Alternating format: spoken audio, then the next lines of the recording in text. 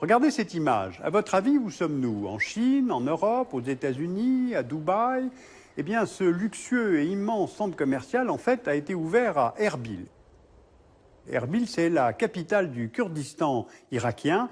Eh bien, aujourd'hui, je vais vous donner des nouvelles des Kurdes d'Irak. Vous allez voir, les choses ont beaucoup changé. Vous voyez ici la zone de peuplement kurde au Moyen-Orient. Ce peuple occupe au total un territoire de plus de 500 000 km², soit plus grand que l'Allemagne. Il y a environ 35 millions de Kurdes qui vivent là. On ne peut pas être plus précis, car il n'y a pas de recensement les concernant. Les Kurdes ne sont ni des Arabes ni des Turcs. Ce sont des descendants des Mèdes qui sont venus s'installer dans la région au 7e siècle avant Jésus-Christ. Ils parlent une langue proche du persan, parlé en Iran, mais ils ne sont pas pour autant chiites, comme les Iraniens, ils sont majoritairement sunnites. Maintenant, si on superpose à cette carte du peuplement kurde une carte des souverainetés politiques, on constate que le peuple kurde vit à cheval sur 4 États principaux, la Turquie, l'Iran, l'Irak, la Syrie. En Turquie, les Kurdes sont 18 millions, en Iran, près de 8 millions, à l'ouest du territoire iranien, mais aussi au nord-est, dans la province du Khorasan. En Irak, ils sont 7 millions, et en Syrie, 2 millions, plus une importante diaspora kurde, notamment en Allemagne, où ils sont 650 000. Au total, environ 35 millions de Kurdes. Numériquement parlant, c'est le peuple le plus important au monde à n'avoir pas d'État. Pour rappel, les Palestiniens sont un peu plus de 4 millions, sans compter la diaspora palestinienne. Et dans chacun de ces États, les Kurdes forment une minorité, plus ou moins acceptée et plus ou moins respectée. Mais contrairement à leurs voisins, c'est là où je voulais en venir aujourd'hui, les Kurdes d'Irak sont parvenus à construire une entité politique qui ressemble de plus en plus à un État. Alors pour comprendre, comme toujours, il faut faire un peu d'histoire. Au début du XXe siècle, l'espace de peuplement kurde est intégré pour sa plus grande part dans l'Empire ottoman, au sein duquel les Kurdes disposent d'une relative autonomie, mais la Première Guerre mondiale entraîne la chute de l'Empire, qui s'est allié, durant la guerre, à l'Empire allemand. Et le traité de Sèvres de 1920 organise le démantèlement de l'Empire ottoman par les vainqueurs. Il prévoit qu'une zone soit administrée par la France, une autre par la Grande-Bretagne, comprenant notamment ce qui deviendra par la suite l'Irak. Et le traité de Sèvres prévoit d'établir pour les Kurdes un Kurdistan indépendant que nous figurons là sur la carte. Sauf que la configuration régionale change alors rapidement. Dans la Turquie, créée après la Première Guerre mondiale, Mustafa Kemal, le nouveau leader du pays, affirme son nationalisme et refuse de reconnaître l'identité kurde. Et l'idée d'un Kurdistan indépendant est abandonnée.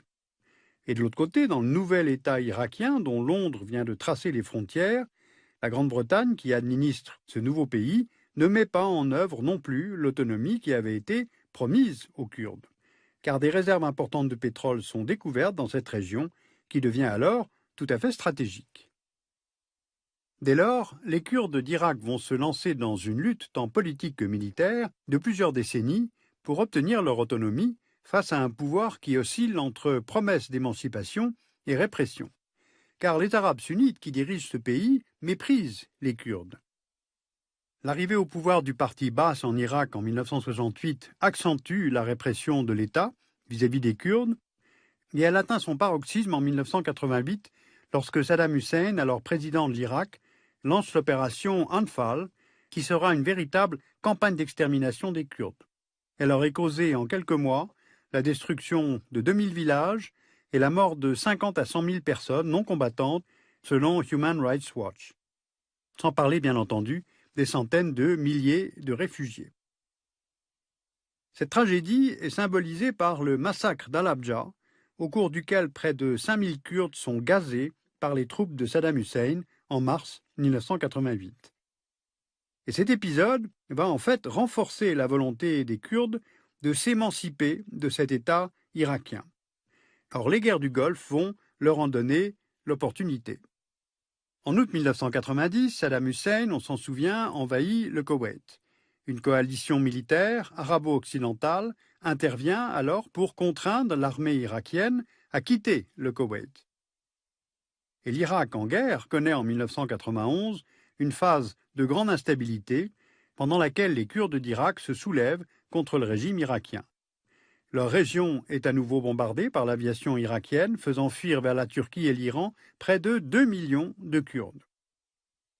Et afin d'empêcher la poursuite des bombardements, la coalition militaire met en place des no-fly zones, que vous voyez là sur la carte, et elles ont pour fonction d'interdire tout vol de l'aviation irakienne au nord du 36e parallèle pour protéger la zone de peuplement kurde, et au sud du 33e parallèle dans la zone des chiites des marais, hostiles à Saddam Hussein. Les forces armées kurdes en Irak, les Peshmerga, profitent de cette période pour étendre leur contrôle sur la plus grande partie de la zone de peuplement kurde, et ce, aux dépens de l'armée irakienne, soit sur un territoire de 40 000 km². L'émancipation est également politique, puisqu'à Erbil, un parlement et un gouvernement sont mis en place en 1992. Ainsi, dans les faits, le Kurdistan construit peu à peu son autonomie par rapport à Bagdad. Maintenant, regardons les conséquences de la Deuxième Guerre du Golfe. L'intervention américaine de 2003, visant à renverser Saddam Hussein, offre aux Kurdes une deuxième opportunité d'émancipation. Les troupes américaines associent les Kurdes irakiens à leurs opérations. Elles permettent aux Peshmerga d'étendre leur contrôle sur la quasi-totalité de la zone de peuplement kurde jusqu'à Kirkouk et Mossoul. Et là où les choses changent vraiment, et pour la première fois, c'est que cette situation militaire va être entérinée institutionnellement par la rédaction de la nouvelle constitution irakienne de 2005.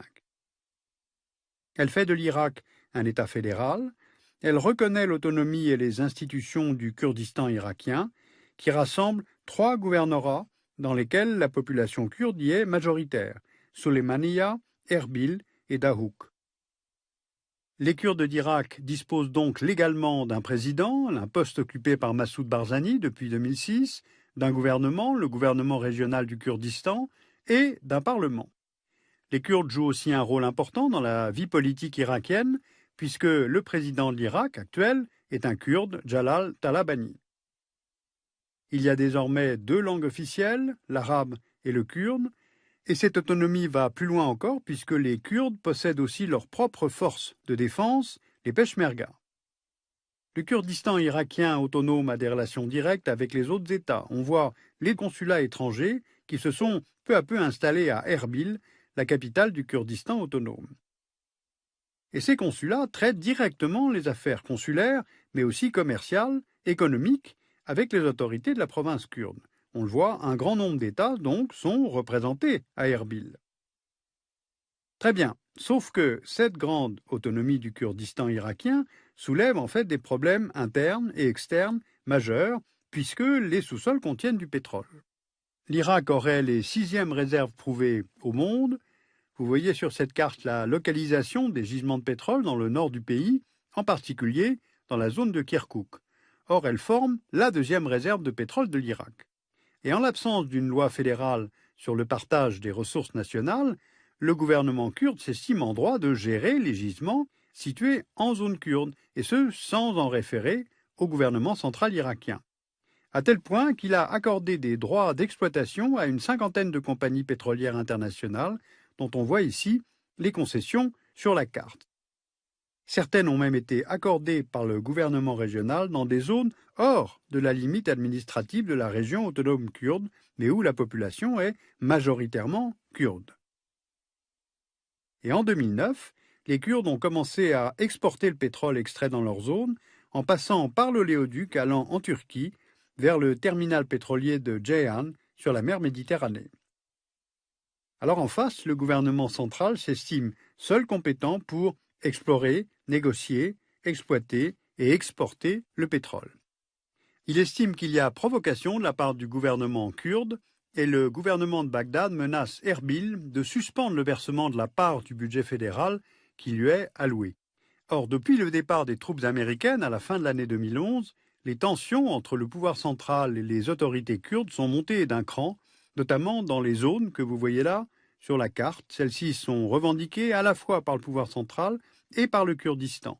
Et on y dénombre plusieurs incidents. En juillet 2012, les Peshmerga ont même interdit à l'armée irakienne l'accès au point de passage de Fishrabur, qui ouvre sur la Syrie, et la ville de Kirkouk, qui est le cœur d'un territoire riche en pétrole, est revendiquée par les deux parties. Et depuis le début de l'année 2013, les troupes irakiennes et les Peshmerga s'y font face, et plusieurs attentats ont visé les deux camps. Donc la question est désormais posée. Va-t-on vers la formation d'un nouvel État au Moyen-Orient par la formation d'un Kurdistan indépendant du seul côté irakien? Alors à ce stade, on peut vraiment en douter. D'abord, ce serait redessiner les frontières, ce dont généralement personne ne veut. Ensuite, ce serait faire éclater l'Irak. Et puis, troisièmement, ce serait modifier en profondeur les rapports de force avec ce grand pays qu'est la Turquie. Sur ce dossier, vous pouvez lire Le brasier oublié du Moyen-Orient de Hamid Borzaslan, publié aux éditions Autrement.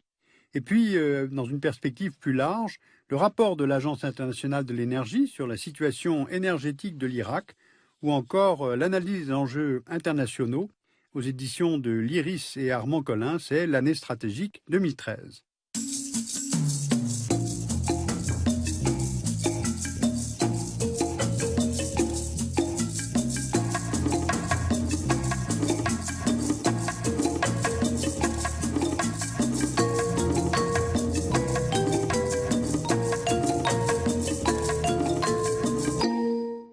Le dessous des cartes, à voir.